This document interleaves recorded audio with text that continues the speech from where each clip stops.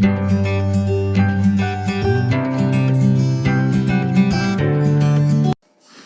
Guys, आज हम बनाने वाले एकदम बाजार जैसी स्वादिष्ट और परफेक्ट वेनिला आइसक्रीम घर पे काफ़ी आसान तरीके से। तो ऐसी ही स्वादिष्ट रेसिपी की वीडियोस के लिए मेरे चैनल को सब्सक्राइब कीजिए और बेल आइकॉन जरूर प्रेस कीजिए। तो सबसे पहले हम एक बर्तन में 1 कप दूध ले लेंगे और इसे धीमी आंच पे एकदम हल्का सा गर्म होने देंगे।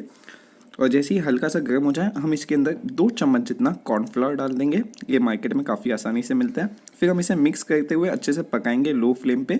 जैसे ये मिक्स हो जाए हम इसके अंदर आधा कप चीनी डाल देंगे और इसे भी अच्छे से मिक्स करते हुए धीमी फ्लेम पे पकाएंगे जब तक कि चीनी अच्छे से डिज़ोल्व नहीं हो जाती। उसके बाद हम इसे मीडियम फ्लेम पे हल्का सा गाढ़ा पड़ने देंगे। इसी तरीके से देखिए अच्छे से मिक्स करते रहिएगा और जैसे ही गाढ़ा हो जाए आप इसे चलाते रहिएगा ताकि ये जल ना जाए और फिर गैस को बंद करके इसे ठंडा होने दीजिएगा।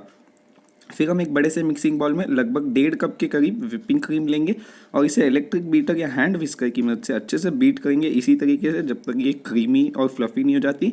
फिर हमारा जो कॉर्नफ्लोर और दूध का मिक्सचर है वो हम इसमें थोड़ा थोड़ा करके डालेंगे और इसे अच्छे से व्हिप करते हुए मिक्स करेंगे।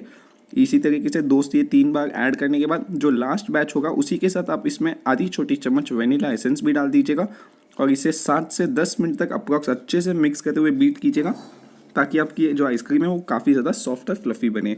फिर आप इसे ढक्कन लगा के फ्रीज़र में 2 घंटे के लिए रख दीजिएगा और 2 घंटे बाद आप देखेंगे ये थोड़ी सी हार्ड हो गई होगी। आप इसे फिर से अच्छे से 5 से 7 मिनट तक व्हिप कीजिएगा और उसके बाद आप इसे अच्छे से लेवल करके 6 घंटे या रात भर के लिए फ्रीज़र में रख दीजिएगा।